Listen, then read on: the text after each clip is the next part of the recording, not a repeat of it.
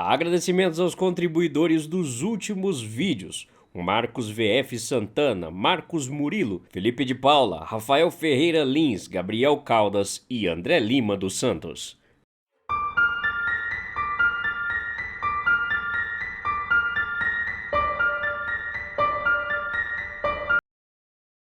Saliva é um negócio estranho, né?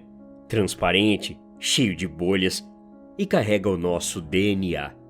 Foi só isso que o laboratório pediu: 3 tubos de plástico com tampa rosqueável azul, cada um preenchido com a saliva de um membro da minha casa. Foi ideia do Léo. Ele estava estudando genética no primeiro ano do ensino médio, genes recessivos e toda aquela coisa biológica que determina se você vai ter olhos castanhos ou risco de calvície.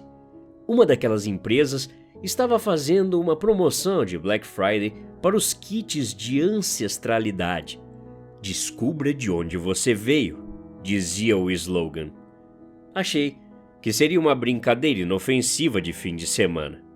Eu, a minha esposa Camila e o nosso filho de 15 anos, os 3 cuspindo em tubos no balcão da cozinha, rindo da dificuldade de produzir saliva suficiente para atingir a linha preta demarcada no plástico.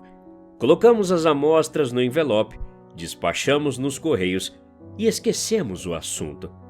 A promessa era de que os resultados chegariam em 4 semanas. Hoje é terça-feira. Faz exatos 32 dias desde que enviamos o envelope. O e-mail chegou às 4h14 da tarde, com o assunto: os resultados do seu sequenciamento genético estão prontos. Eu estava sozinho em casa, Camila trabalhando, Léo no treino de futsal. Fiz um café forte, sentei na poltrona e abri o link no meu notebook. A interface do site era amigável, cheia de gráficos coloridos e mapas interativos. Comecei pelo meu próprio perfil.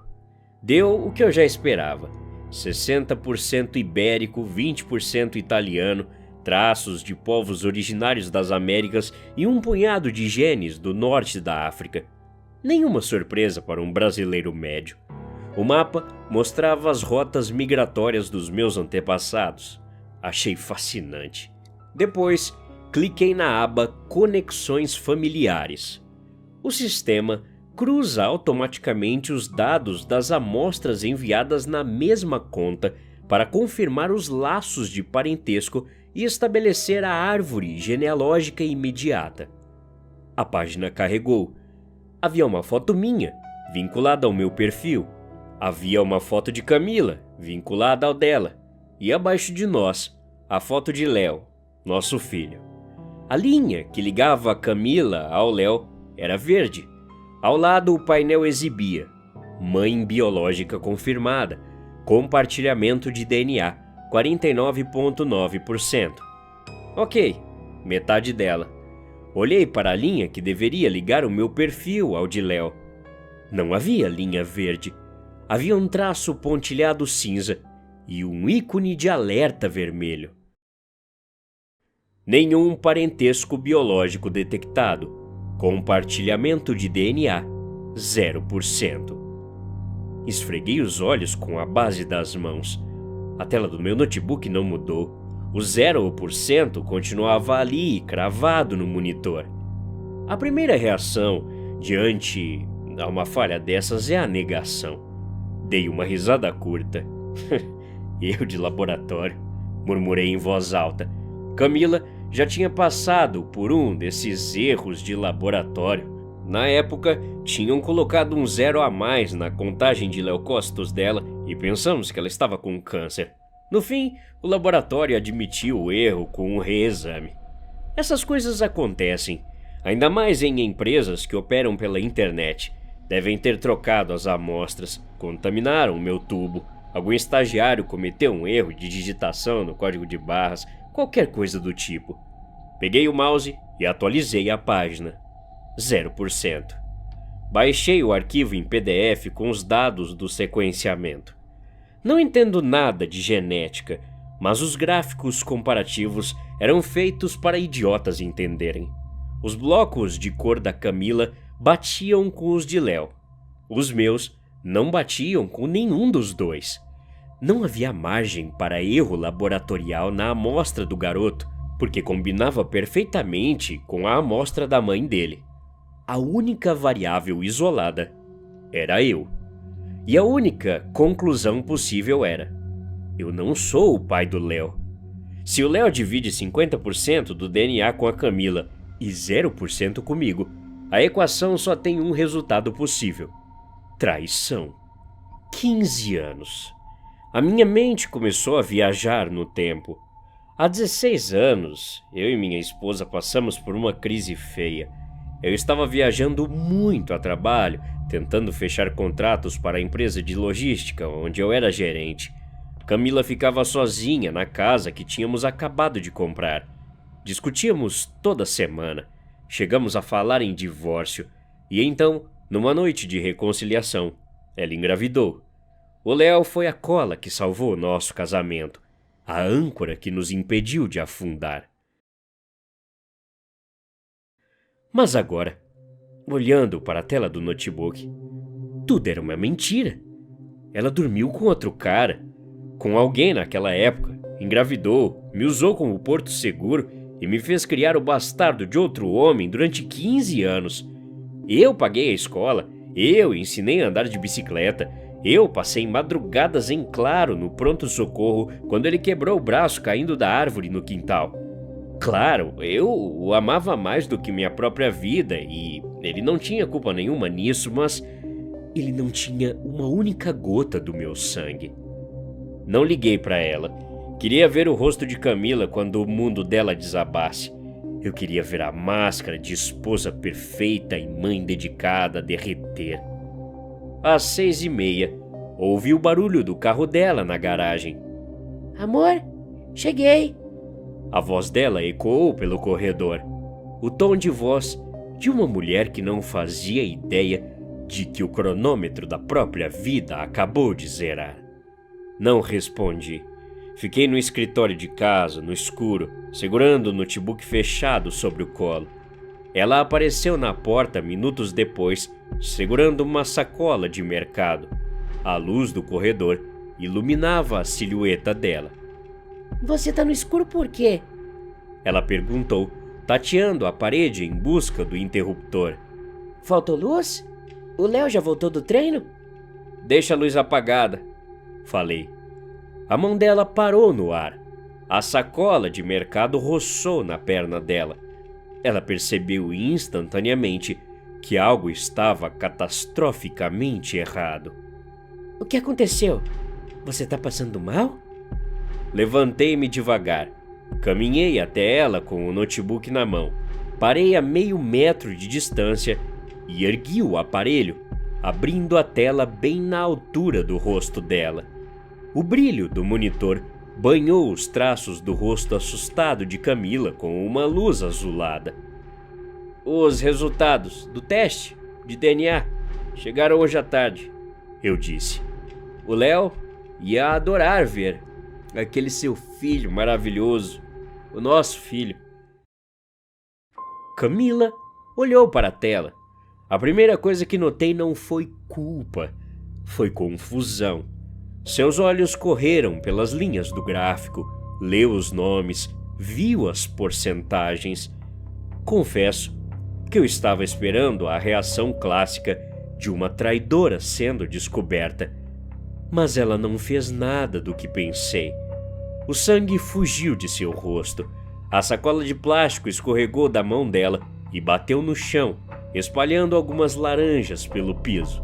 Ela caiu sentada no corredor, os olhos no nada, a respiração travada. Quem é o pai, Camila? Não faz essa ceninha, eu falei. Quem é o filho da p*** que você colocou na minha casa? 15 anos? Você olhou nos meus olhos durante 15 malditos anos e me fez criar o filho de outro homem? Ela não respondeu. Fala comigo! Eu gritei, atirando o notebook no sofá. O estrondo pareceu não afetá-la. Foi quem, hein? Algum amiguinho do trabalho? Foi algum cliente? Me diz quem é o pai do Léo. Camila finalmente ergueu o rosto, seus olhos transbordando lágrimas que não caíam. A voz dela saiu num sussurro tão baixo que eu tive que me curvar para ouvir. Não tem outro homem. Eu nunca toquei em outro homem desde o dia em que nos casamos. Eu juro por Deus. Ah, é o milagre da Imaculada Concepção então, Virgem Maria. A merda do exame diz 0% de compatibilidade. 0, Camila. Se eu não sou pai e você jura que não me traiu, como explica isso? Como o Léo não tem o meu DNA? Ele não tem o seu DNA. E ele também não tem o meu. Como não tem o seu? O exame diz que você é mãe biológica, 49,9%. A linha verde tá ali na tela, você pariu ele, eu tava lá na merda do hospital. Camila fechou os olhos. Quando ela os abriu, a mulher com quem eu me casei já não estava mais lá. Sua sanidade, a fachada que ela manteve por 1,5 décadas, ruiu. O que sobrou sentado no chão do meu corredor foi uma pessoa vazia, uma prisioneira de guerra confessando os próprios crimes. O exame diz que eu sou mãe porque eu cuspi naquele tubo e misturei com a escova de dentes do Léo no meu. Era pro exame dar inconclusivo e tudo acabar. Mas o laboratório forçou o parentesco pelas amostras da nossa conta. Camila, do que você tá falando? Fraudar a amostra do nosso filho por quê?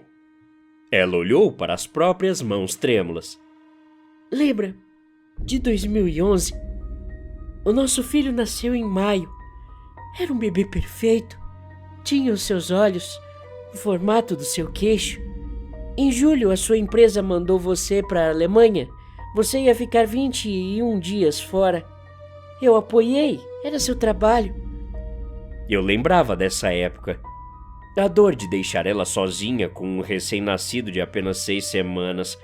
As chamadas de vídeo de madrugada, o fuso horário me matando de exaustão. As madrugadas dela, os olhos fundos de cansaço na tela nas videochamadas. Você estava no 9º dia da viagem. Era uma terça-feira. Fez muito frio aquela noite. Eu amamentei o bebê às 2 da manhã. Ele arrotou e eu o coloquei no berço. Eu estava exausta. A depressão pós-parto estava me destruindo por dentro, mas eu não queria te preocupar enquanto você estivesse trabalhando. Eu dormi na nossa cama, um sono pesado, profundo. Acordei às 7 da manhã. O peito doía de tanto leite. Achei estranho o bebê não ter chorado às 5. Fui até o quarto dele. A janela estava fechada. O aquecedor ligado no médio. Tudo estava normal. Mas quando olhei para o berço... As lágrimas finalmente transbordaram e começaram a escorrer pelo rosto dela, pingando na roupa. Ele estava azul. Os lábios azulzinhos. Eu toquei nele. Estava gelado, duro. Eu gritei. Peguei no colo, chacoalhei. Bati nas costas dele e tentei fazer respiração boca a boca. Saiu sangue pelo narizinho dele. Mas ele já tinha morrido há dias. A pediatra tinha me avisado sobre os riscos. Ele simplesmente esqueceu de respirar ou engasgou com o próprio refluxo. O coraçãozinho dele parou no meio do escuro. Calma, como assim? Eu tentei falar. Por que você não me ligou? Por que não chamou a ambulância, a polícia? Eu ia chamar. Eu peguei o telefone. Mas a minha cabeça, eu não sabia o que fazer. A gente tinha quase se divorciado antes da gravidez. O bebê era a nossa salvação. Se você voltasse de viagem e encontrasse um cadáver, você ia me culpar. As pessoas iam dizer que eu fui negligente, que eu sufoquei o meu próprio filho. Você ia me deixar, eu ia perder a minha família. Eu não aguentei. Eu não consegui aceitar. Olhei para ele morto no meu colo. Ele tinha suas feições, era tão pequeno. Não chamei ninguém. Só fechei as cortinas da casa toda, dei um banho nele na pia da cozinha, coloquei o pijaminha amarelo que você comprou no aeroporto e enrolei ele no cobertor. Ela levantou os olhos vermelhos e cruzou o olhar com o meu. Peguei a pá de jardinagem na garagem, fui até o fundo do quintal, bem lá no fundo, perto do muro. Fiquei 3 horas cavando. A terra estava dura. Cavei um buraco de 1 metro e pouco. Coloquei ele lá dentro, abracei o corpinho dele debaixo da terra, pedi perdão a Deus e joguei a terra por cima. 2 dias depois, plantei aquele arbusto de hortênsias em cima da terra remexida para disfarçar. Você sempre elogia as hortênsias nos domingos quando a gente faz churrasco. A nossa casa é um cemitério. Eu estava morando em cima do túmulo do meu próprio bebê há 15 anos, sem saber que ele estava apodrecendo lá embaixo. Limpei a boca com as costas da mão, ofegante, sentindo tontura. Se ele tá morto, se o nosso filho tá debaixo das plantas... Eu apontei o dedo trêmulo na direção do andar de cima. Quem é o garoto que mora nessa casa? Quem é o Léo? Camila secou as lágrimas. Naquele mesmo dia de tarde, eu lavei as mãos, troquei de roupa e peguei o carro. Eu dirigi sem rumo por quase 2 horas. Fui parar na cidade vizinha. Parei num parque grande, cheio de árvores e pistas de caminhada. Eu precisava de uma solução. Meu corpo estava cheio de leite. Eu não podia fazer videochamada com você à noite e mostrar um berço vazio. Eu balancei a cabeça negativamente, recuando um passo, aterrorizado com o que eu já sabia que ia ouvir. Camila, não, pelo amor de Deus. Ela ignorou o meu desespero. Estava presa na memória. Havia muitas mães naquele parque. Foi fácil. A maioria andava em grupos. Mas perto do lago, nos fundos, tinha uma mulher sentada num banco de cimento lendo um livro. Ela parecia muito cansada, a roupa suja de vômito no ombro. E do lado dela um carrinho de bebê azul escuro coberto com um mosquiteiro. O bebê dormia. Eu passei devagar, andando perto. A mulher usava fones de ouvido. Ela olhou para o livro, tirou o celular do bolso e começou a digitar algo. Ela só prestava atenção na tela. O carrinho estava a meio metro de distância da perna dela. Eu não hesitei. Se eu pensasse, eu não teria feito. Passei caminhando normalmente, segurei a alça do carrinho sem diminuir o passo e continuei andando. Empurrei o carrinho para longe dela. Ela não olhou para mim. Ninguém olhou para mim. Eu era apenas uma mulher empurrando um carrinho num parque. Caminhei até o estacionamento. Abri a porta de trás do nosso carro. Tirei a criança de lá de dentro do carrinho e a coloquei na nossa cadeirinha. Abandonei o carrinho do lado de uma lixeira e fui embora. A mulher só deve ter notado que o filho sumiu 10 minutos depois. Eu já estava longe. Me agarrei ao batente da porta, sentindo que a casa estava girando. Eu cheguei em casa então, dei banho nele. O formato do rosto não era igual ao do nosso. Ele tinha menos cabelo e os olhos eram um pouco mais escuros. Mas os bebês mudam muito rápido nas primeiras semanas, você sabe. Quando a gente ligou a câmera na videochamada, eu te mostrei ele no berço. A qualidade da imagem era ruim. Você sorriu, disse que estava com saudade. Você não notou a diferença. E nos 18 dias seguintes, antes de você voltar, eu raspei o cabelo dele, dizendo que era para nascer mais forte. A cor dos olhos escureceu naturalmente, como na maioria das crianças. Quando você desembarcou no aeroporto e pegou ele no colo, ele já estava acostumado com o meu cheiro. Ele não chorou e a vida seguiu. Quando ela terminou de falar todos esses absurdos, eu vi a nossa vida inteira em 30 segundos com aquele bebê. Os primeiros passos na sala de estar, o primeiro dia na escolinha, eu sentado na beira da cama lendo histórias do Homem-Aranha, eu torcendo na arquibancada enquanto ele fazia um gol no campeonato sub-12. O garoto que abraça o meu pescoço, o garoto que tem o meu sorriso, ou melhor, o sorriso que eu projetei nele. O garoto que eu daria a minha vida para proteger. é a tragédia da vida de outra pessoa. Existe um quarto de bebê em alguma cidade vizinha que virou um altar de dor. Existe uma mulher que perdeu a sanidade há 15 anos num parque. Um pai que passou os últimos 5.400 dias sentado na cama, imaginando o rosto do filho roubado, imaginando que tipo de monstro levou o bebê dele, se a criança estava passando fome, se estava sofrendo abusos, se estava viva.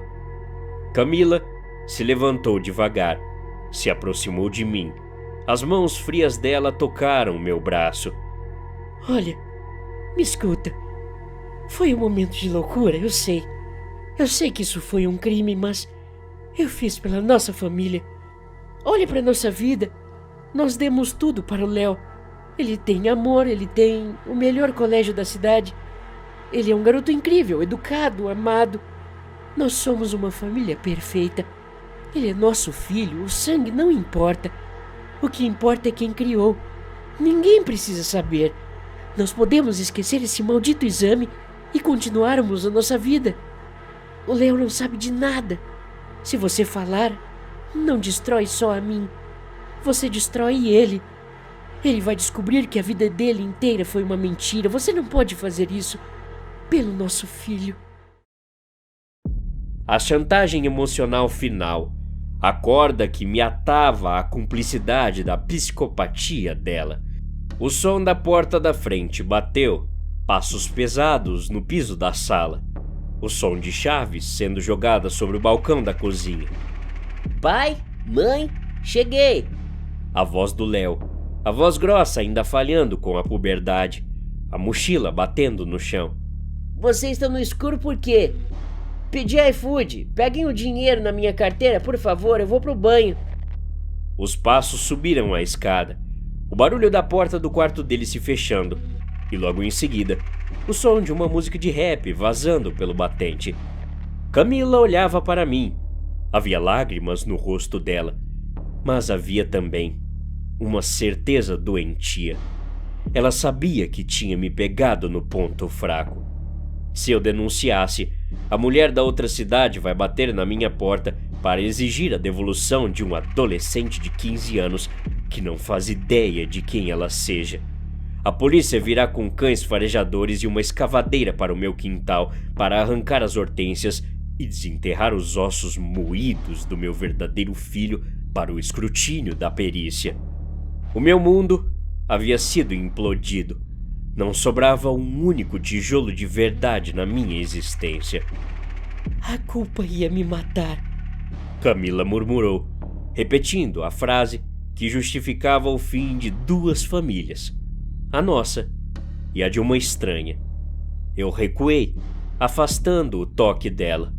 Caminhei pelo corredor escuro, passando por cima da sacola de compras e das laranjas espalhadas, e desci a pequena escada até a porta dos fundos da casa. Abri a porta de vidro que dava para o quintal. O céu já estava negro, coberto por nuvens pesadas. O vento frio batia no meu rosto, balançando os galhos do limoeiro. Caminhei devagar pela grama úmida, atravessei a distância do quintal até chegar perto do muro do fundo. Parei em frente ao grande arbusto de hortênsias azuis. Elas estavam floridas, majestosas. Fiquei de joelhos na terra, enterrei os meus dedos na lama escura e chorei. Chorei pelo bebê que morreu no escuro, sem que o pai pudesse segurar a mãozinha dele. Chorei pela mãe do parque. Chorei pelo monstro que dorme comigo. E chorei por mim. Porque, ouvindo a música tocar no andar de cima, escutando a água do chuveiro do garoto que não é meu filho, eu sei exatamente o que eu sou a partir desta noite. Eu não sou uma vítima de algum tipo de destino. Enquanto a terra suja as minhas mãos, eu tomo minha decisão. Não vou ligar para a polícia. Só vou levantar, lavar o rosto, pagar o lanche no portão e perguntar como foi o treino de futsal do Léo. Vou me sentar à mesa com minha esposa, vou sorrir e vou ajudá-la a carregar o fardo dessa culpa até o fim dos meus dias, escolhendo viver dentro do inferno que ela construiu só para não ter que enfrentar o mundo que sobrou fora dele. Até a próxima. Obrigado.